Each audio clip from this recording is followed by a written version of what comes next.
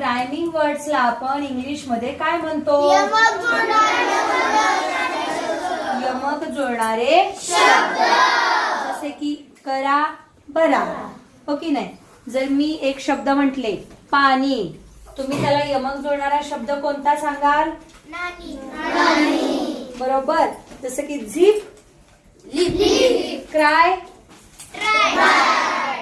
Up, down is a opposite word. Cup, अपला cup हा rhyming words येतो. बरोबर.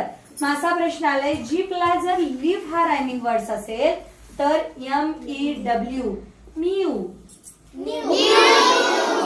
समजलं? मग मला सांगा, न्यू म्हणजे काय? लुक म्हणजे काय?